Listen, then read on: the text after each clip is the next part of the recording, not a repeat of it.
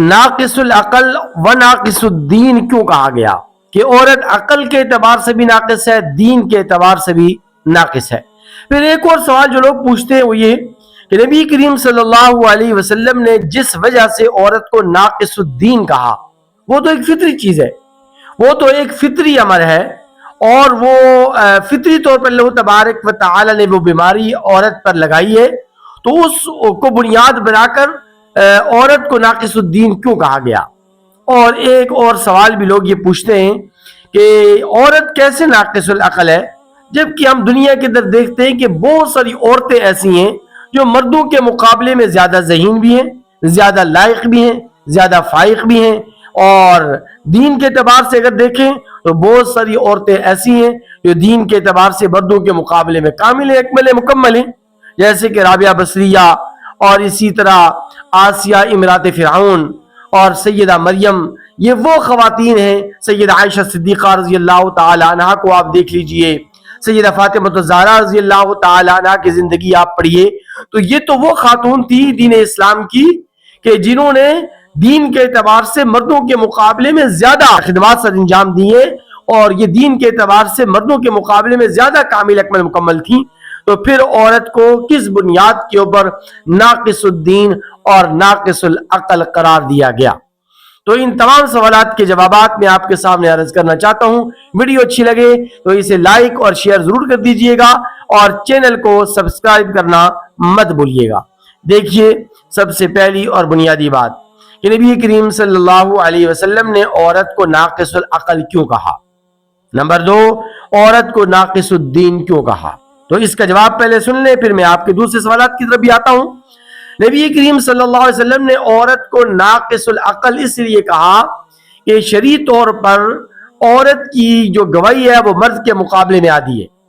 اگر شرعی طور پر گواہ مطلوب ہوں تو ایک مرد اور 2 عورتیں گواہی دیں گی، تب جا کے 2 گواہیاں بنیں گی۔ تو اس اعتبار سے نبی کریم صلی اللہ علیہ وسلم نے عورت کو ناقص العقل کہا۔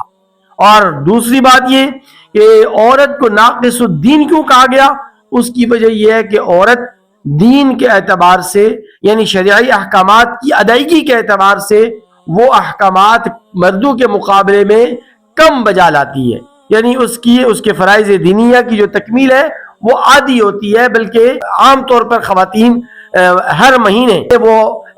نماز اور روزہ وغیرہ کے اعتبار سے مردوں کے مقابلے میں کم احکامات پورے کرتی ہیں، تو اس لیے نبی کریم صلی اللہ علیہ وسلم نے عورت کو ناقص الدین کہا۔ مثال کے طور پر خاتون کی ہر مہینے مینسز کے ایام کے اندر اور ایام حیض میں وہ نماز نہیں پڑھ سکتی، نہ ہی اس کو نماز پڑھنے کی اجازت ہے۔ اور اسی طرح اگر رمضان المبارک کے مہینے میں اس کو یہ عذر لاحق ہو جائے تو وہ رمضان المبارک کے روزے بھی نہیں رکھ سکتی۔ اسی طرح اگر حج کے دوران یا عمرے کے دوران اس کو یہ عذر لاحق ہو جائے، مینسز اس کو شروع ہو جائیں، تو ایسی خاتون پھر